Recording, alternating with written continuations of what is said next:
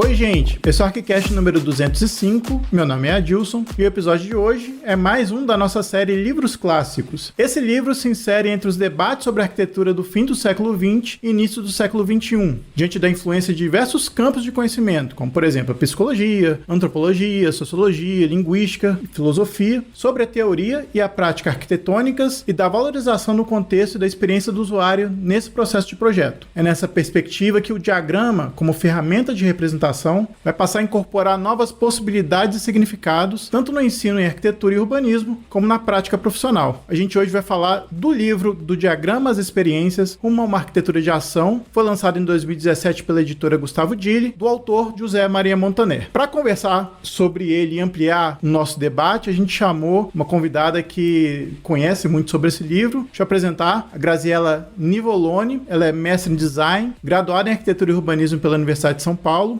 atua como co-coordenadora do Laboratório de Biomateriais e conselheira acadêmica do Centro de Inovação, Design e Pesquisa do IED. Boa noite, Graziella. Seja bem-vinda aqui para conversar com a gente. Boa noite, obrigada pelo convite. É uma enorme honra estar aqui com vocês. É isso, a gente que se sente agraciado de você estar aqui com a gente. Para conversar com a Graziella, a gente está aqui com o nosso time. Maressa, boa noite. Mais uma vez fazendo um podcast aqui com a gente. Olá, boa noite. É um prazer estar aqui. Obrigada, Graziella, por estar com a gente aqui nesse episódio. E vamos lá, um episódio de livros clássicos. É sempre muito clássico. Bora lá. Tá aqui também com a gente o Rafael. Fala, Rafa, boa noite. Boa noite, tudo bem? Graziella, muito obrigado pela presença. Tenho certeza aqui que com sua experiência, atuação, a gente vai conseguir decifrar um pouco, né, desses aspectos que o livro trata e traduzir de forma textual, verbal aqui. Acho que vai ser um desafio interessante. E apesar desse livro não ser tão clássico assim, mas ele é de um autor clássico, né, que tem vários livros clássicos. Então uma coisa que a gente sempre brincou, se essa série era de livros clássicos, agora a gente não sabe ainda se são séries de livros e não importa. Montaner é clássico e vamos que vamos. Isso aí. Antes da gente ir pro papo, a gente vai pros e-mails, comentários e outras cositas más.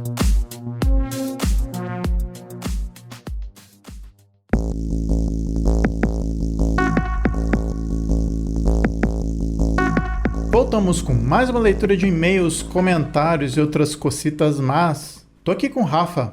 E aí, Rafa, tudo bom? Opa, tudo beleza? Bom, Rafa, como é que esse pessoal faz para entrar em contato com a gente? Bem, mandando e-mail para contato@archicast.com, você também pode nos encontrar nas nossas redes sociais, Facebook, Instagram, Twitter. Temos um canal no Telegram e também um canal no YouTube, com bastante coisa lá, né, Adilson? Exatamente. Se você quiser ver o nosso conteúdo em vídeo, só procurar a gente lá no YouTube, é youtube.com/archicast. A gente está sempre fazendo episódios, sejam ilustrados, sejam entrevistas com as pessoas aparecendo. Com as pessoas aparecendo é muito ruim essa descrição, né? Porque no YouTube é um episódio de vídeo. Isso aí. Mas enfim, a gente está lá no YouTube também. Então, se puderem, prestigiem a gente por lá, que a gente está esperando com várias novidades para vocês também. Isso aí. E temos recadinho hoje, não temos, Adilson? Temos um recadinho do CAL, Conselho de Arquitetura e Urbanismo, para vocês. Você, profissional liberal, já ouviu falar do projeto de lei do microempreendedor profissional, o MEP? Com ele, podemos reinventar o mercado, tirando arquitetos, arquitetas e outros profissionais da informalidade. A aprovação do MEP pelo Congresso possibilitará que atividades profissionais sejam gerenciadas com menos burocracia, trazendo benefícios para os profissionais e contribuindo para o desenvolvimento do país. Saiba mais em calbr.gov.br/MEP. Conselho de Arquitetura e Urbanismo. Bom, Rafa, então a gente fica por aqui, né? Vamos deixar o pessoal ouvir o episódio de hoje, que é sobre o livro do José Maria Montaner, nosso parça. Nosso parceiro Montaner, né? Lembra daquele episódio que a gente brincou? Nem lembrava dele, esses dias que eu lembrei. É, pois é. Isso é piada infame, como piada sempre, infame, né? Como sempre. Mas o episódio ficou muito bom, ficou bem legal e o livro também é fantástico. Então fica a dica aí. Exato. Então a gente volta daqui a uma semana. Bom episódio. Valeu!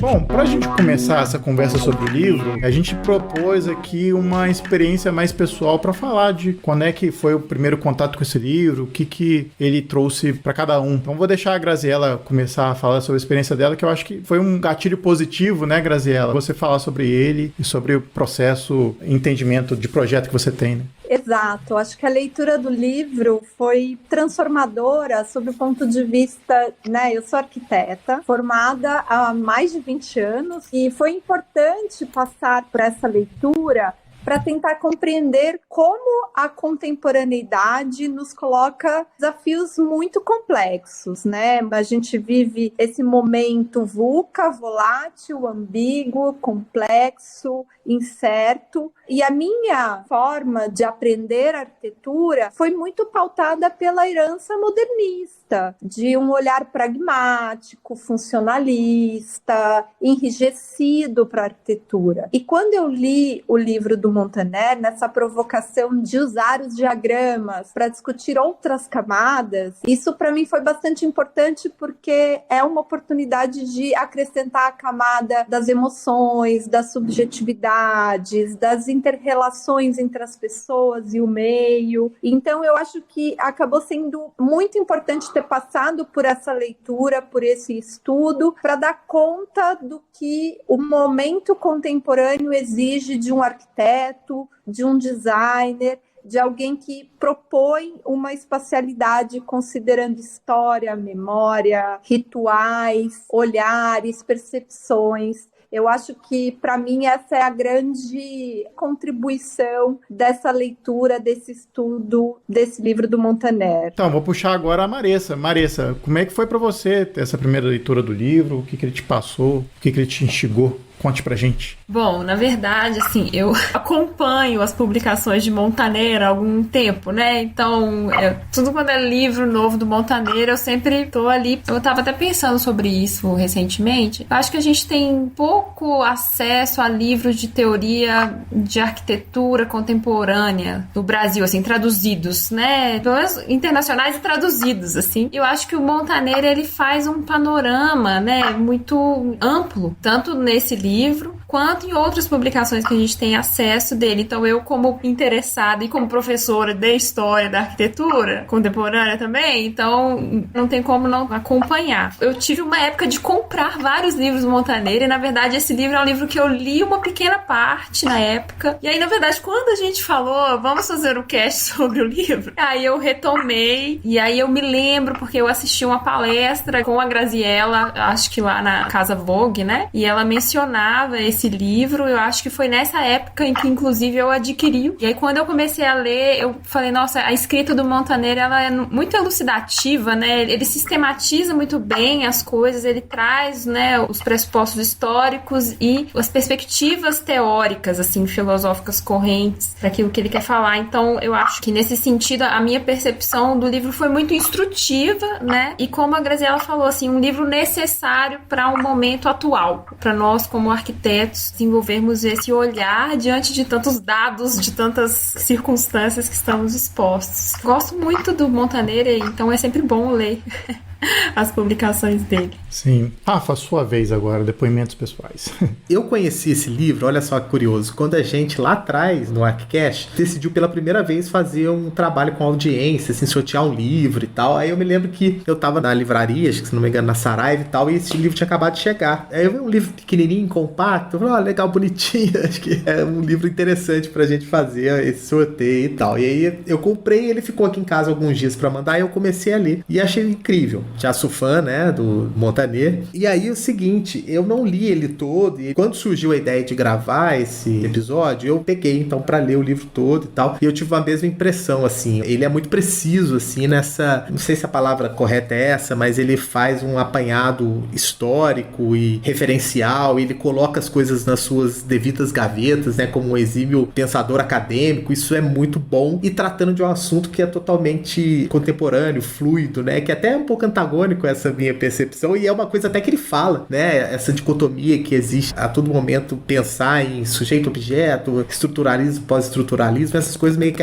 andam juntas, né? E aí eu achei interessante, assim, que essa sistematização dele, em alguns momentos, sem dar spoiler daqui do que a gente vai falar pra frente, mas ele até sugere, ó, bem, você pode ler o livro de trás pra frente, né? Começar lendo de ações até... E eu achei isso muito interessante, assim, olha que viagem, né? Tava lendo, assim, eu me lembrei muito daquele filme Amnésia, que você pode assistir, né? Escolher pra assistir esse filme Amnésia de trás pra frente, né? Eu falei, bem, ele tá fazendo um trabalho acadêmico aqui, tentando criar um novo marco pragmático, mas ele é totalmente consciente dessa fluidez que o próprio objeto de estudo e o assunto que ele discute nos oferece, né? Enfim, não sei se eu misturei muito a sintonia aqui, mas eu acho que ele é um livro extremamente essencial para discutir processos, né? Acho que a gente tá falando aqui é de processos, criatividade, inovação, transpiração, né? Sobretudo. E para mim foi, assim, uma luz, assim, porque ele organiza uma série de coisas. A gente também, como experiente, assim, como professores, a gente atua também como professores, a gente fica sempre nesse limbo, né? Entre um exercício que precisa estender a criatividade, ao mesmo tempo você tem regras e sistemas para preencher ali de processos específicos, né? De uma análise empírica. Então esse livro, ele lança luz sobre isso, nos coloca numa posição um pouco mais confortável, assim. Eu me senti numa zona de conforto, né? Depois de ler e entender os propósitos do que ele estava discutindo. Não sou eu, né?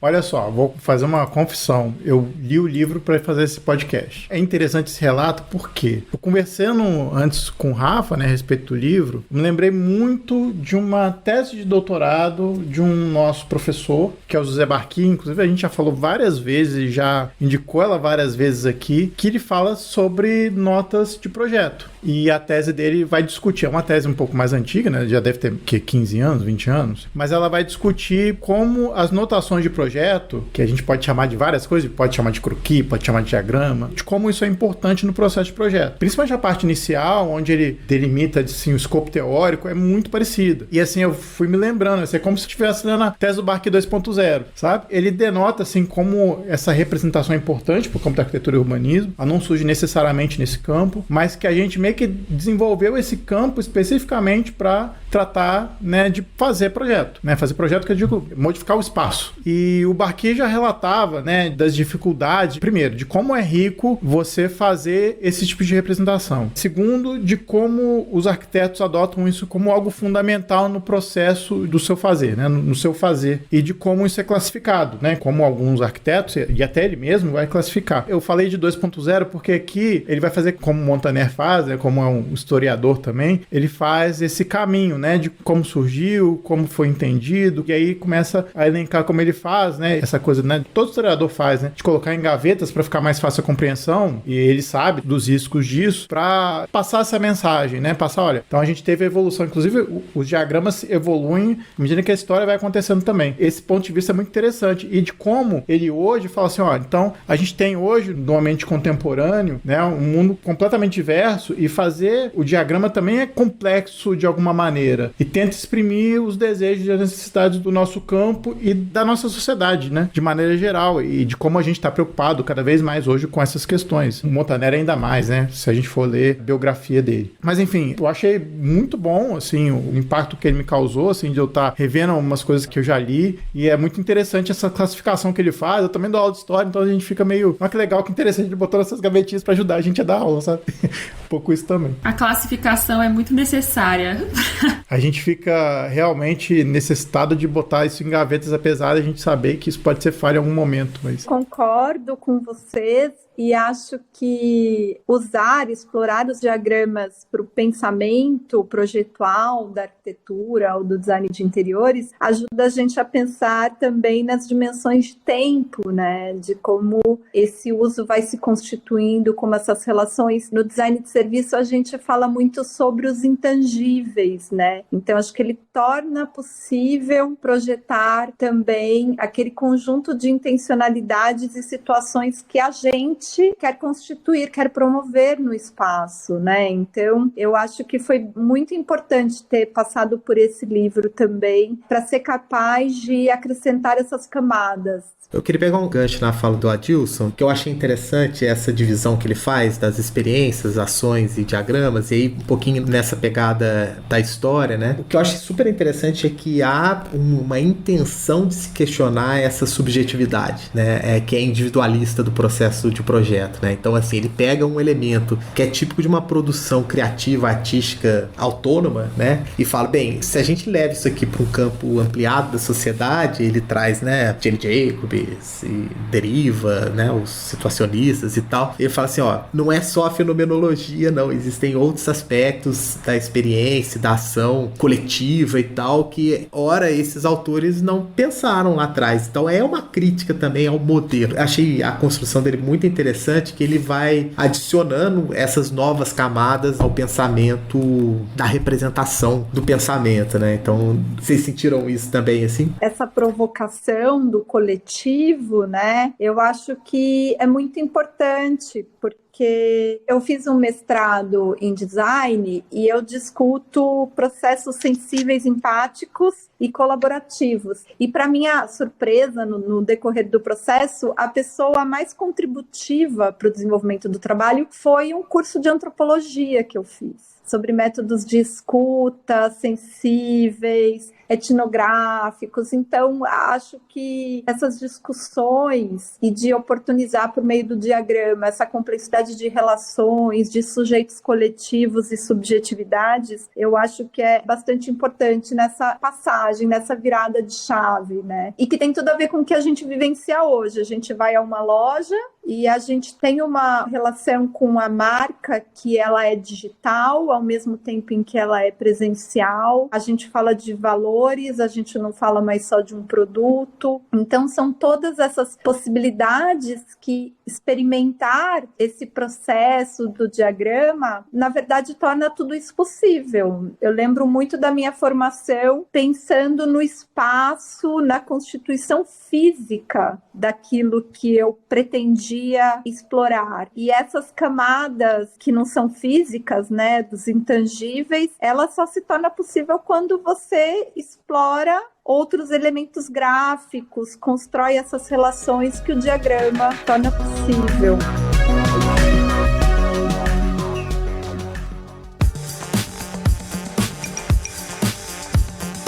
A gente tá falando aqui de uma teoria do diagrama e tal, mas vocês fazem diagrama? Sim.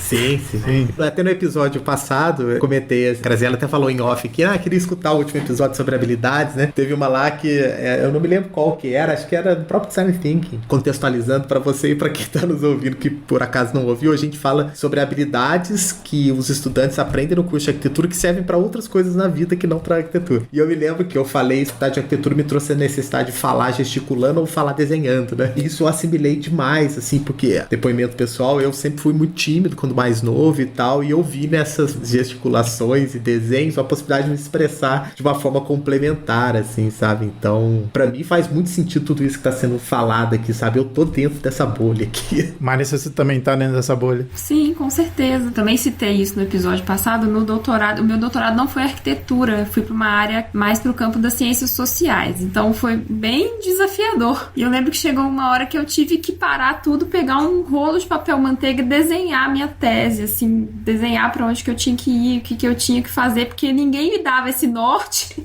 e eu me sentia bem perdida, assim, então eu acho que veio essa herança, assim, né, da gente mapear os processos, né, e visualizá-los. Agora, eu acho muito interessante, assim, né, o Manner traz esse panorama do diagrama na história, e como que a necessidade do homem de realmente representar algo, né, que seja um símbolo, que seja uma ideia que é expressa através de uma geometria, de alguma coisa, como que isso está na história, né, da civilização, assim. Então, é uma necessidade, pode ser também, que a gente coloca na nossa formação, mas eu acho que de uma maneira geral, né, essa necessidade humana mesmo de visualizar as coisas intangíveis, assim. Para você também, Graziella, ler o livro te ajudou de alguma maneira na prática, na sua prática?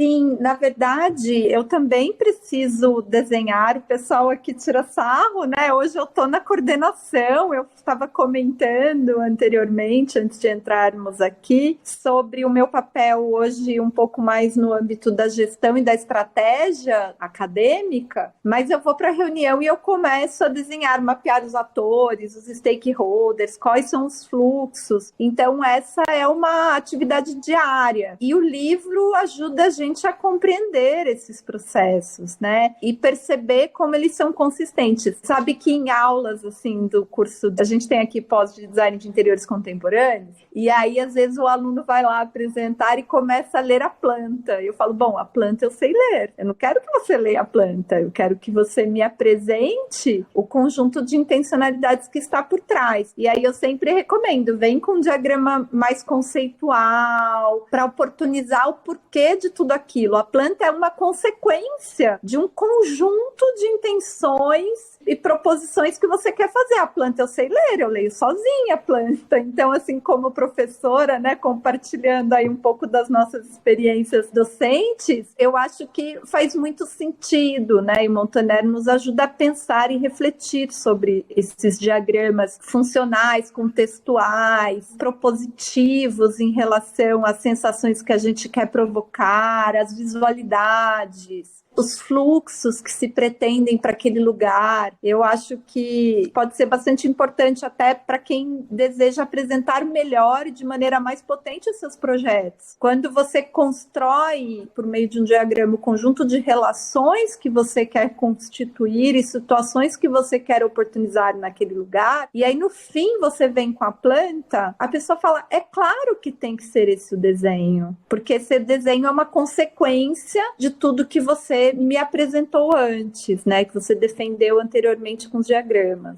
E tem uma coisa interessante também a se pontuar, falando do livro especificamente, que ele faz questão de elencar a forma como a gente produz diagramas, não só com a forma como a gente produz a arquitetura, mas a forma como todo esse campo ampliado que ele se propõe a discutir está também na discussão dos diagramas. E isso que é um pouco que explode a cabeça, assim, de um cara, né, que é o Montaner, que ele está imbuído na questão da história e teoria da arquitetura, onde a própria representação da arquitetura, o próprio fazer, tendo consequências dos diagramas, né, está imbuído toda uma linguagem, uma necessidade de onde ele propõe que o diagrama também ajuda não só a projetar, mas ajuda a ter os inputs necessários para esse campo ampliado entrar também, né? Eu acho que é isso, assim, né? É um pouco usando a metáfora que você falou do 2.0, né? Então, assim, a sensação que eu tive é que ele pega um conjunto de saberes e atributos que estão associados ao design, a materialização vetorial de uma questão abstrata. Ele pega e insere essas camadas, assim, da experiência humana, que ele até atribui no livro, no final, a Zaida Mushi, que faz a revisão e insere mais esses fatores, inclusive até tem um aspecto específico sobre a questão de gênero, que dá pra sentir bem a mão dela, assim, na escrita do livro, né? Eu quero retomar duas coisas que a Graziela falou que me chamou a atenção, assim, que eu achei interessante. A primeira delas, assim, eu me lembro muito, assim, na faculdade de arquitetura, a primeira coisa que a gente fazia numa aula de projeto, tô falando isso lá no século passado, tá, gente? Era fluxograma. Só que o fluxograma, ele era funcional, assim, ó, você tem que ir daqui, né? E a Graziela falou muito bem, assim, qual é a intencionalidade para além da questão funcional. E quando você soma tudo isso, você gera uma forma física, que na verdade é uma abstração também, né? A planta baixa, ela é uma abstração de visão. Nessa pegada aí, já que a gente tá falando do livro, eu acho interessante a gente listar que ele fala que alguns tipos de diagramas de projeto, que são das tipologias clássicas, né? Que lembra muito a questão de Duran, né? Quando Duran faz todo o mapeamento da arquitetura clássica a fim de encontrar padronagens e tal, até que isso gerou, né, a motivação da arquitetura neoclássica, das estruturais, que tem a ver com essa ideia de linha de forças, das metodológicas, das processuais, das funcionais, que tem a ver com aquele fluxograma, e a Graziella falou justamente da intencionalidade que está no processo, as formalistas, ou icônicos, né, que tem muito a ver com o movimento moderno, traz um pouco disso, e as urbanos. Aqui, eu acho que assim, quem sou eu, né? Aqui o Montaner, acho que coloca uma gavetona muito grande, né, urbanos. Então, acho que eu poderia ter uns subitens ali e tal. Eu tô citando isso aqui pra gente conversar um pouquinho sobre esses aspectos também, ainda dentro dessa primeira parte do livro que ele tá falando dos diagramas. E acho que a Graziella ilustrou muito bem, assim, né? A planta baixa, quando o aluno descreve a planta baixa, ele tá descrevendo, muitas das vezes, uma mera situação funcional. Eu fiquei pensando também, quando a Graziella tava falando, pensando na dificuldade, porque eu também sou professora de projeto. para o primeiro projeto que os alunos fazem. E a dificuldade que a gente tem, assim, a gente até tenta inserir a questão do diagrama, a gente discute as intenções, conceitos e etc. É difícil, às vezes, para o aluno assimilar isso. E a gente pede, olha, a gente quer um diagrama conceitual do seu projeto. E aí, muitas vezes, vem um fluxograma ou vem outra coisa, assim. Então, eu acho que isso também vai na maturidade, né? Claro, com certeza, à medida que a gente vai passando e desenvolvendo e ampliando, né? O estudante vai passando por esse processo, assim. É uma coisa difícil de se ensinar, porque realmente é muito aberto, né? Que o Rafa foi falando. O Tanner traz, assim, os diagramas de análise, diagramas de projeto e vai mostrando vários aspectos, né? Várias possibilidades, assim. E aí, às vezes, eu fico pensando assim, meu Deus, eu pedi os alunos um diagrama tal, mas ele me mostrou outro. Mas tudo bem também, é o diagrama que ele imaginou ali, né? Que ele conseguiu expor naquele momento. Agora a gente tem um cardápio para pedir, né? Os diagramas são abertos justamente também por causa desse caminho amplo da arquitetura contemporânea, né? Das abordagens também, né? Eu concordo. É aquele exercício que o Montaner faz, como o Rafael falou, né? Tem a gavetona do Urbano, mas tem as outras gavetas também. Eu acho que é um artifício que ele tentou usar aqui para ir classificando, e não só classificando de tipos, mas também tentar temporizar, para fazer até um exercício historiográfico de falar assim, não, como é que os modernos faziam, né? Como é que agora os pós-modernos fazem? E aí ele bota, né, depois dessa classificação que o Rafa leu, bota uma questão da parametrização e do uso também das novas tecnologias. Montaner, eu acho que eu farei uma parte 2 aqui falando, por exemplo, de inteligência artificial. Hoje você pode fazer tudo, né? Fazer qualquer imagem usando inteligência artificial. Eu não tô querendo discutir inteligência artificial aqui agora, mas você imaginar que você pode extrapolar hoje essa ideia, né, do simples rabisco no papel até você desenvolver um 3D ou alguma coisa parametrizada ou até mesmo alguma coisa gerada por uma inteligência artificial é muito doido. Então, essa classificação, claro, talvez nos urbanos tenha subclassificações, poderia colocar aqui diagramas tecnológicos que você usa o computador e subclassificar isso também. Então, assim, é uma forma também, como a gente tá falando aqui, né, de temporizar. E, assim, é muito difícil. Eu acho que ele faz um exercício aqui que é ótimo exercício pra gente que tá querendo ler e tá querendo, sei lá, passar isso de alguma maneira. É ótimo que tenha bonitinho classificado, mas, assim, essas gavetas servem pra gente tentar classificar, mas é muito amplo. Que nem a Marisa falou, pede pro aluno fazer fluxograma, mas às vezes pode ser um diagrama, um fluxograma. Essas definições estão muito cinzentas, assim. E não é ruim que elas sejam cinzentas. É só pra gente tentar exprimir do aluno, de quem quer seja, a gente trabalhando, de falar, vou fazer um negócio aqui que tente mimetizar aquilo que eu tô pensando, né? É um pouco refletir o pensamento, né? Então essa classificação que ele faz é boa para um livro, mas talvez quando a gente está olhando para algum desenho, o que importa mais talvez é aquilo que está sendo representado mais do que a classificação em si. Talvez um processo importante seja observar como projetos são representados principalmente em concursos internacionais, né? Geralmente esses concursos internacionais têm pranchas conceituais e eu me lembro na faculdade de ter que fazer leitura gráfica, era esse o nome do exercício, de alguns projetos. Sabe que eu estava aqui relembrando? Eu ia à biblioteca e gostava muito daqueles periódicos, não sei se eles são espanhóis, El Croquis, e eu não tinha na época celular que tirava foto e tal. Eu lembro que eu ficava tentando fazer alguns desenhos, algumas leituras daqueles projetos muito complexos. E aquilo me ensinava, né? Eu conseguia aprender a ler bem aqueles projetos. E quando eu fazia a proposição, eu era capaz de explorar um pouquinho aquilo para as minhas propostas, né? Então, até essa restrição de ter que ali, olhando um projeto, sei lá, Curra, sempre foi um escritório que eu adorava, Sedima, e aí eu ficava ali tentando observar qual era a essência do projeto, como ele se constituía sob as suas várias possibilidades formais, estruturais, visualidades, materialidades. E aquilo acho que foi muito valioso, assim, para depois ser capaz de fazer proposições e hoje de até ter um raciocínio um pouco mais complexo, que dá conta de mais elementos do que aqueles que a gente observa, né? Os tangíveis, aquilo que é físico e que está dado, que a gente é capaz de visualizar. Então, eu acho que também observar e aprender com ele esses tipos de diagramas também são bem importantes. Parece que a gente vai abrindo aí, vai incorporando algumas lentes ao nosso olhar e à nossa percepção, né? Que vai além daquilo que a gente enxerga.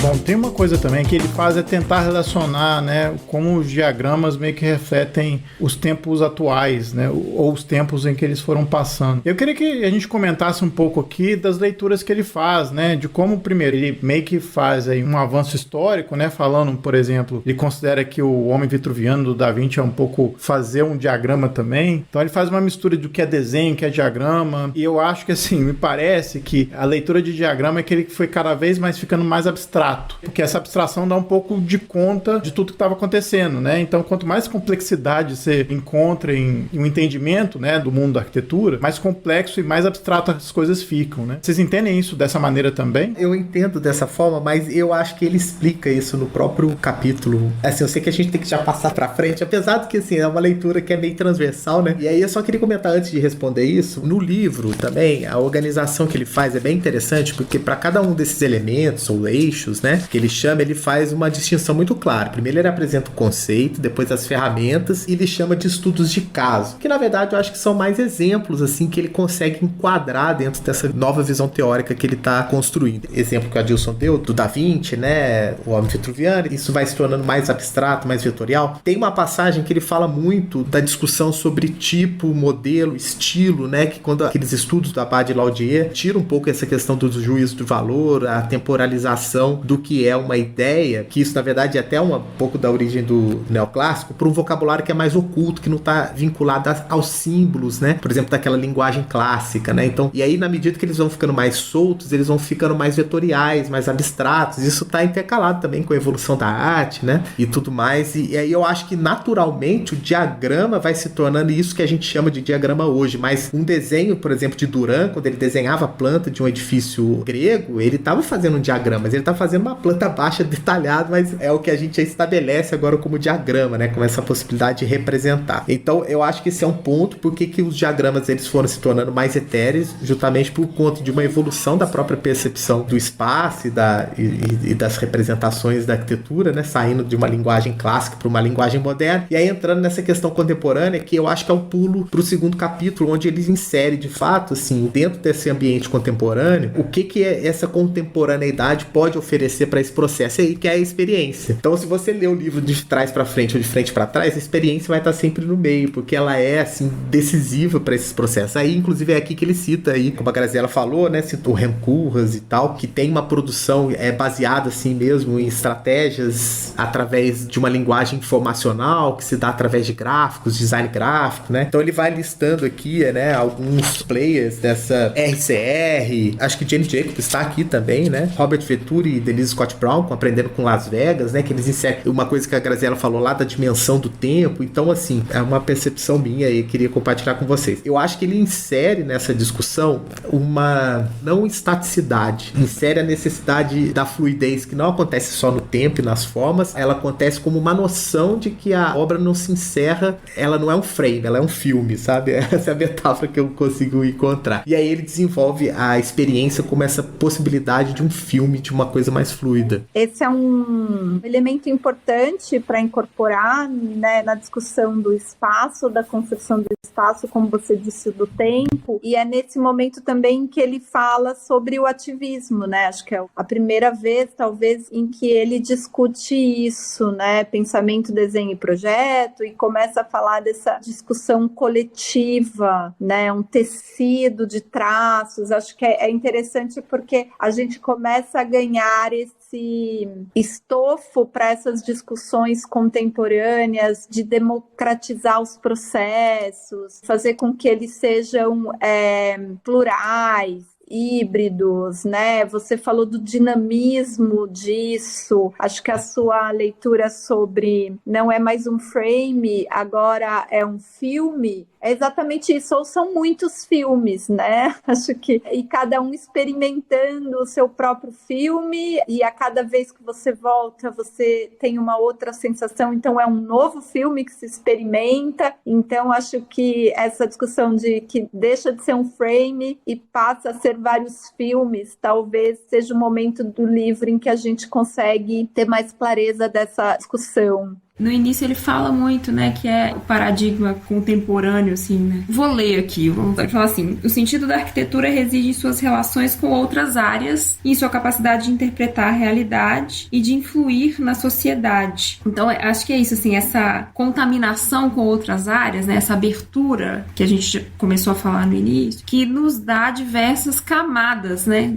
Nos dá diversos, não sei se seriam filmes ou lentes de enxergar a realidade, e que está envolvida nessa complexidade. E aí, por isso, justamente, a necessidade, assim, até que é uma coisa que ele vai falar também da crítica, né, que às vezes o processo pode se concentrar muito na análise dos dados e não no projeto em si, né, mas é esse paradigma, assim, de que você tem uma complexidade justamente por causa dessa contaminação, e é o que a gente hoje, né, visualiza e vê a necessidade disso realmente acontecer, né. Quando ele começa a falar essa questão da participação do processo de projeto, né, como você incorpora a lente de uma pessoa que não tem a formação que você tem, né, e que você traduz aquilo para dentro de um processo de projeto participativo, coletivo, né, da arquitetura dos coletivos, por exemplo. Então, acho que toda essa possibilidade, né, que ele traz aqui no livro nos ajuda a pensar a partir dessas outras lentes, né, essa contaminação, digamos assim. É porque a prática do arquiteto, ou o que é sempre discutido, é uma tentativa de rebatimento, né, entre o que é representado e o que é a consequência disso, que é o projeto. Eu acho que há várias maneiras de se interpretar. Eu acho que é meio complexo, assim, eu acho que, sendo bem sincero, ele está sempre falando de diagramas, mas tem uma hora que é desenho, tem uma hora que é uma outra coisa, tem uma hora que é uma coisa gráfica. Assim, não estou falando que é ruim, não, mas Tese do Barquinho teve muita influência nisso comigo, é que, como eu entendo, o Montanelli não faz isso, ele não precisa fazer isso, que talvez essa notação gráfica, chamar ela de diagrama, quer dizer, o diagrama está contido no todo da notação gráfica ali, e ele fala que diagrama é tudo, né, desde um desenho específico de uma planta baixa até um risco que você faz, sei lá, eu acho que acaba ficando muito solto em algumas vezes você tentar fazer uma relação direta entre uma ação específica. Eu não sei se eu consegui me expressar exatamente, mas como ele faz uma classificação muito gavetinha no início e depois ele dá uma soltada, pelo menos é assim que eu entendi, algumas coisas ficam meio nebulosas, assim. Não que isso seja errado, não que isso seja ruim, mas não sei. Eu tô entendendo o diagrama mais como um reflexo de pensamento do que realmente uma coisa que pode partir para ação, mas isso é uma interpretação minha, enfim. E eu talvez esteja sendo um pouco pessimista, assim, em toda essa atuação que o diagrama pode ter.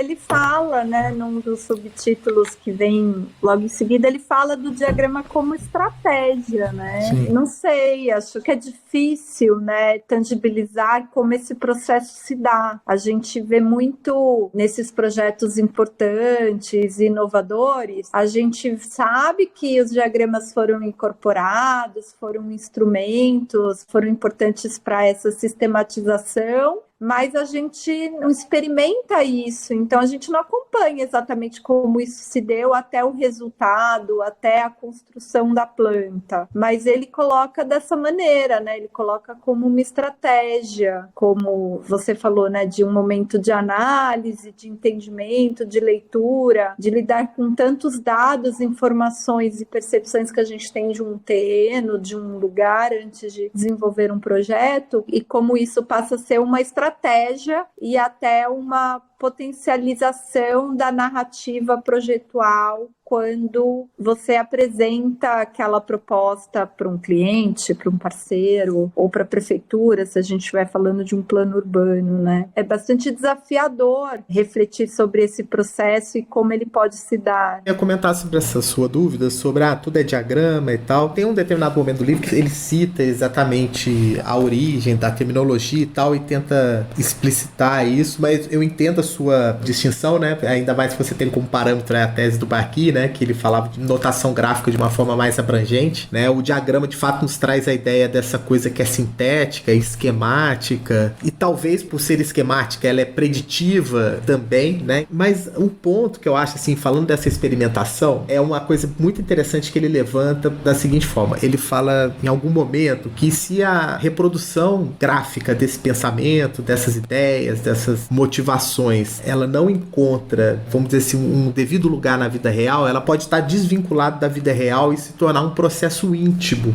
de abstração. Ele relata muito bem isso quando ele comenta um pouco sobre diagramas que são de análise e diagramas que são propositivos, né? Ele fala que existe um período, né, e alguns autores, que os diagramas de análise são muito importantes, né? Ele cita Colin Hall e tal, né, para entender os contextos dos locais, os urbanos, mas a partir do momento que esses diagramas dão um salto para estratégias preditivas, né, como, por exemplo, né, diagramas de Peter Eisman, Chubby e tal, corre-se um grande risco deles serem descolados dessa vida real. E aí que ele pula, né, de fato, para as experiências, para dizer que o diagrama ele pode ser uma plataforma de interação, para se buscar uma espécie de coletividade do pensamento, para que depois ele se transforme em ação, né, para que as pessoas de fato pratiquem essas ideias e transformações. Tudo isso que eu tô falando é relativo a projeto, né, relativo a mudanças, e eu acho que não só de um projeto arquitetônico, mas como de um projeto urbanístico, ou como um projeto, qualquer outra jornada que um coletivo de pessoas ou da sociedade pretende fazer. Como a Graciela ilustrou, né, tô fazendo aqui um esquema de fluxos, de como que as coisas são distribuídas e tal. Isso pode funcionar, por exemplo, como a gente está discutindo fluxos dentro de um departamento específico, de uma determinada empresa ou de um poder público. Isso precisa ser pactuado, né, isso precisa ser validado. E isso vai chegando próximo da tese de que os diagramas são talvez um dos meios mais legítimos para que esse diálogo aconteça. Não sei se eu viajei muito, se eu saí um pouco do seu questionamento sobre forma e desenho, mas eu acho que tem um pouco dessa camada de validar essa estratégia, que ela nasce do nosso ofício, né? Uma coisa que pode ser capilarizada para as ações sociais de uma maneira mais ampla. Talvez eu ainda seja moderno, Rafa.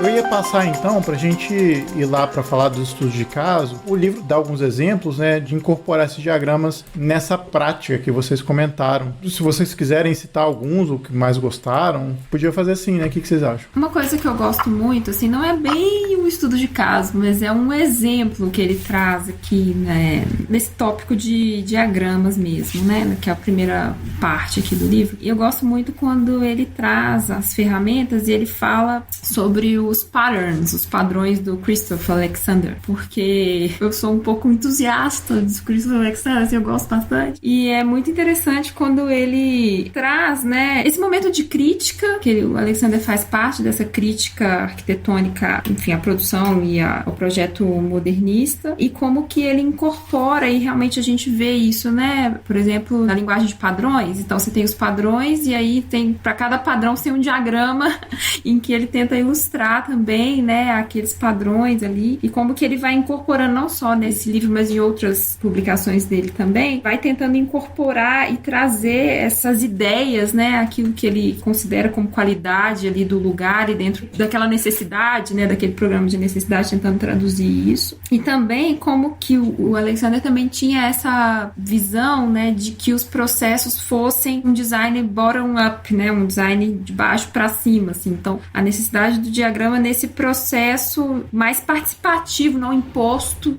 né, pelos técnicos. E aí ele utiliza, então, como uma ferramenta, né, para o processo. Eu gostei muito dele ter trazido para cá, mas eu sou meio suspeita de falar do diagrama como essa ferramenta também de comunicação, mas que também entra na proposição, né, que eu acho que o Alexander tem essa vertente também. Não é bem um estudo de caso, mas, enfim...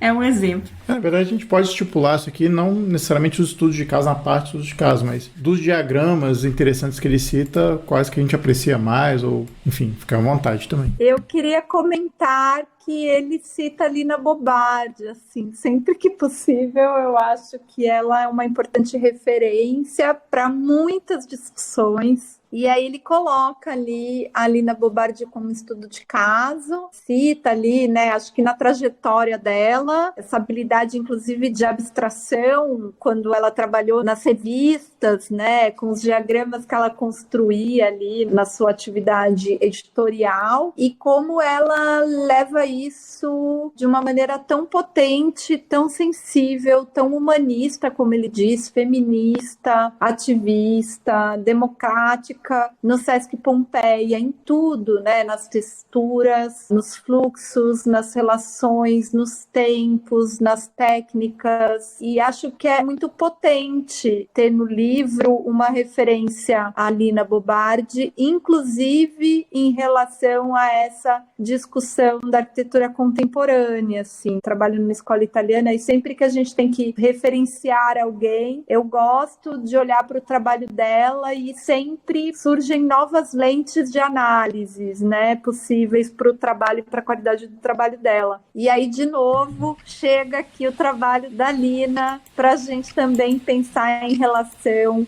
à experiência, à ação que acontece no espaço, para além da constituição física do espaço em si, né? Eu moro perto do Sesc Pompeia e é um presente poder frequentar aquele espaço. Os croquis, né? Aí de novo, né? Eu vou chamar de croquis, mas entendendo que pode ser um diagrama também, os desenhos que ela faz. Tô lembrando aqui imediatamente do Teatro Odisseia, que ela faz uns croquis magníficos, assim, e nem tá no livro do Montaner, tá em outro livro da Ruth Verdesign, tem uns croquis que ela faz que são belíssimos também, que é muito característico da Lina, né? Você bate o olho e você vê assim, não, os desenhos da Lina, né? Dizem muita coisa, né? Dizem até de como ela quer que povoe o espaço, enfim. Foi ótimo você ter falado isso, porque era mais ou menos o que eu ia comentar, assim, os desenhos da Lina, por exemplo, eu lembro muito dos desenhos do MASP, assim, são desenhos belíssimos que não estão mostrando o MASP, estão mostrando o vão ocupado, né? Estão mostrando as pessoas celebrando lá, então, assim, essa dimensão de perceber a experiência, essa experiência ser representada, é bem interessante. Por exemplo, aqueles croquis dos Irmãos Cria, ou do Aldo Rossi, né? Aquela coisa muito calcada na matéria e tal, e a Lina vai para esse desenho solto. Você citou a Lina, Graziella, eu me lembrei uma entrevista que a gente fez recentemente com o Gustavo Trabo, e ele estava falando sobre o processo de criação lá das vilas de Canoanã. Ele relatou que na experiência com as crianças, eles sentavam com as crianças e pediam para que elas simulassem assim, como é que você quer que seja o seu dia a dia? Ah, acordei, levantei, olhei na janela. Eles faziam mini teatrinhos assim, iam vendo, né, como que essas crianças queriam desempenhar os seus papéis, isso para depois foi se tornando em matéria, em projeto. Assim, eu vejo esse processo que Montaner não cita aqui, mas está descrito, né? A busca por essas experiências como uma forma legítima dessa arquitetura ganhar potência. Aonde que entra o diagrama nisso tudo? Porque o diagrama, ele meio que é a ferramenta que você se utiliza ali para representar ou expressar essas... Acredito que, né, depois lá que o Travo viu as crianças fazendo mini teatrinho lá, eles devem ter desenhado, rabiscado alguma coisa para não esquecer a informação, sabe? Enfim, lembrei disso quando a Graziella falou da Lina.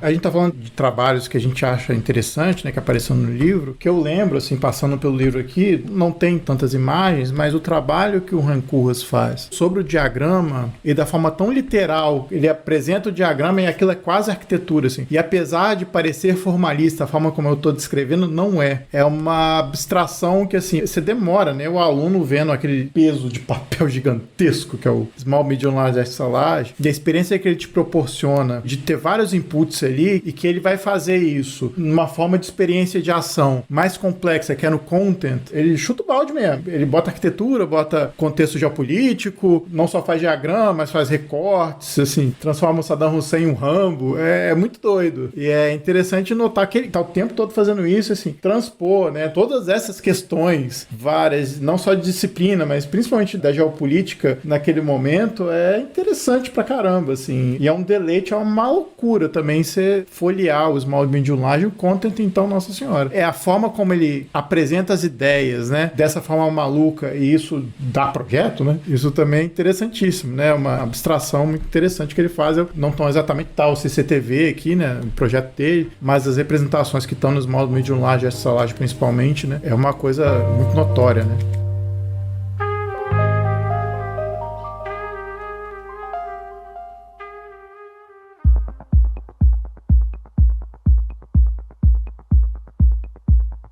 Pra gente ir pros finalmente, a gente podia aqui fazer as ponderações, não só o que achou do livro, mas se vocês quiserem indicar algum arquiteto ou coletivo ou projeto que tá fazendo algum trabalho interessante, e a gente tem as imagens, Instagram, Facebook, enfim, redes sociais, até os sites. Se vocês quiserem fazer essa finalização, Rafa, vou chamar você primeiro. Eu tava pensando sobre a sua pergunta anterior, sobre os estudos de caso. Na verdade, assim, ele vai mostrando, ele vai tentando ilustrar como que cada ação contemporânea se encaixa nessas gavetas, né? Aí quando ele fala das ações, ele fala das possibilidades coletivos, e quando ele fala das experiências, ele fala sobre essas novas formas de percepção, das organizações sociais para resolver os seus problemas e tal. E do diagrama, de fato, ele cita aqueles arquitetos que usam essa ferramenta, né? O interessante é a gente, acho que deixar, como se trata de um cast sobre um livro também, que esses estudos de caso, eles não necessariamente querem mostrar apenas diagramas, né? O diagrama é um componente disso tudo. Assim, eu vejo que ele tá tentando, assim, é uma coisa que ele fala mesmo, tá? Eu vou até fazer igual a Maressa aqui, ler um pedaço do texto. Ele fala assim: esse livro escrito com o propósito de uma refundamentação teórica defende alternativas de síntese. Eu acho que ele tá tratando aqui a todo momento que, diante dessa mudança da nossa percepção do mundo contemporâneo, né? Que a gente tem muito acesso, muita informação, é tudo cada vez mais e mais complexo, a gente precisa de novos aparatos para conseguir realizar uma análise profunda, bem como propor coisas que possam ser articuladoras, né? Não só do ponto de vista da ciência, da arquitetura e do urbanismo e tal, mas de uma maneira mais ampla, né? E aí teve um trecho do livro que ele fala assim, que eu não quero tratar a arquitetura como saber, né? Como ciência, sei lá, uma coisa que ele fala nesse sentido. Eu me lembrei muito daquela frase do Paulo Mendes da Rocha, né? Que ele fala assim, que a arquitetura, ela é uma forma peculiar de conhecimento, né? Paulo Mendes da Rocha estava ali, lá atrás, indicando um pouquinho essa necessidade da gente confrontar com essa complexidade do mundo. Mas, assim, são muitas dicas que podem surgir aqui, e, assim, eu citei o Trabo que não tá no livro, mas poderia estar. A gente conversou com o Coletivo Levante recentemente, tá aqui dentro. Tudo aquilo que eles fazem, tá aqui, é ação. É ação que refunda a experiência, que gera novas formas de representação da arquitetura. E, assim, eu me lembro, assim, dos projetos que eles apresentaram lá na favelinha, que são os tecidos, né, flamejantes que fazem a fachada, né? Isso não aparece num desenho 3D, né? Eu achei super interessante porque esse livro nos ajuda, a gente pode recontar uma série de conversas que a gente teve por aqui diante dessa nova perspectiva de possibilidades, né? Ele diz o seguinte: você pode ler esse livro de trás para frente imaginando que você deve primeiro fazer as coisas, agir e realizar. Nesse ato você experimentar e aí você partir para diagramas que são de fato profundos. É quase que ele dá a dica o seguinte, ó, a história te ensina dos diagramas para ação, mas o que vale, na verdade, é da ação aos diagramas. Essa foi a minha interpretação do livro. Então fica sempre aí a dica para que estudante, arquitetura ou quem vive dessa prática, né, quanto maior o grau de interação que você tiver com outros agentes, outros atores, isso inevitavelmente vai te demandar novas formas de representação dessas interações. Isso acontece em diversos níveis. Acho que a Graziela pode, né, na posição que ela ocupa, talvez descrever um pouquinho pra gente que isso acontece, acho que em todas as esferas aí do seu trabalho, né? Concordo. Uma das mensagens mais importantes do livro para mim é que a gente precisa extrapolar os limites dos aspectos físicos dos espaços e dos elementos que os compõem, e é urgente repensar a maneira como a gente vem desenvolvendo o projeto. Então acho que a gente precisa repensar a nossa prática projetual, tomada de decisão, centrada ali até muitas vezes na figura egóica da arquiteta, do arquiteto. E como você comentou, esse desenho da experiência, se eu pudesse citar alguma referência para quem nos escuta nesse momento, eu acho que alguns diagramas e ferramentas do âmbito do design de serviço, da experiência do usuário, podem ser bem importantes, porque são ferramentas que nos ajudam a pensar os pontos de contato, as relações, as emoções que a gente quer provocar, os rituais que a gente quer promover naquele lugar. Então, eu acho que quando a gente olha, por exemplo, um Blueprint Service ou jornada do usuário, se a gente consegue levar isso para a discussão dos espaços, para a constituição dos espaços, eu acho que a gente pode emprestar outras lentes às nossas originárias, né, de quem fez, formou-se na arquitetura, para o estofo do sensível, daquilo que se pretende promover ou provocar nas pessoas. Na minha formação, que começa na arquitetura e no urbanismo e que, sei lá, agora até o momento termina no design, eu acho que foi possível acrescentar muitas camadas e um pensamento que extrapola realmente o tangível que o pensamento da arquitetura nos oferece, e passar pelos diagramas é inerente. Acho que ali a gente é capaz de criar muitas relações e acho que ganhar consciência. Muitos arquitetos já fazem esse desenho dessa experiência, essa jornada do usuário, mas talvez de uma maneira intuitiva, né? Então, acho que instrumentalizar esse processo por meio dos diagramas e por meio desses diagramas que originalmente foram criados no contexto do design de serviço e da experiência do usuário, eu acho que pode dar uma mistura importante e talvez uma possibilidade de atuar nesse cenário contemporâneo complexo, fluido, de transformações constantes e aceleradas. Talvez essa seja a minha sugestão, ou provocação, ou reflexão, ouvindo vocês comentando, e é o que eu experimento no meu dia a dia aqui.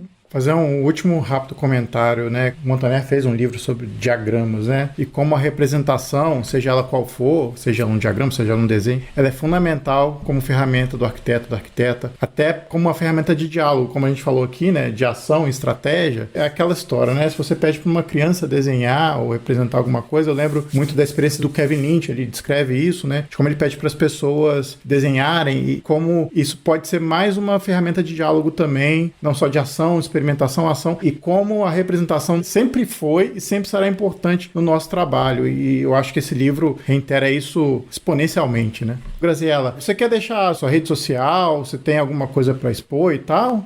Eu quero. Aproveitando, eu gostaria de deixar 2 contatos, acho que para quem quiser acompanhar um pouco mais do que a gente experimenta aqui no âmbito do design, como coordenadora da graduação em Design de Produto e Serviço e dos cursos em parceria com a Casa Vogue. O meu Instagram é @GrazielaNivoloni, e também o Instagram do nosso lab de biomateriais, chama-se Design Biomaterial, tudo junto, as nossas últimas pesquisas que a gente apresentou recentemente em Milão também, durante o Salão do Móvel. É possível acompanhar um pouco, e claro, o @ do IED São Paulo, onde eu atuo aqui como docente coordenadora. Será um prazer também poder acompanhar vocês aí mais de perto. Bom, depois então dessa nossa conversa aqui, a gente encerra por hoje, não sem antes agradecer a Graziela. Graziela, obrigado pela sua presença aqui, por conversar com a gente, e volte mais vezes. Obrigada, foi um prazer. Foi muito interessante fazer essas trocas, essas reflexões acerca do livro e da docência, né, no âmbito da arquitetura, do design. Muito obrigada, adorei o papo, foi uma experiência incrível. Agradeço demais o convite, e quando puder me convidem, eu voltarei com o maior prazer. Muitíssimo obrigada. Muito bom. Marissa, mais um episódio, dessa vez falando do livro do Montaner. Muito obrigada. Acho que precisamos de um diagrama para esse episódio, tá? Por favor. Sim. Obrigada, Graziela. Um beijo. Rafa, mais um. Muito obrigado, Graziela, pela presença, paciência. Foi muito legal poder conversar contigo. É sempre muito bom a gente chamar pessoas de outros lugares, outras áreas, pra gente conversar, né? Falar de arquitetura, falar das coisas que a gente gosta e poder apresentar pra nossa audiência um livro super interessante. Como a Dilson falou, né, que eleva, né, exponencialmente a importância dessa ferramenta que é tão cara pra gente, né? Obrigado pela presença. Isso aí. Então a gente volta daqui a 15 dias com mais episódios pra vocês, e até mais.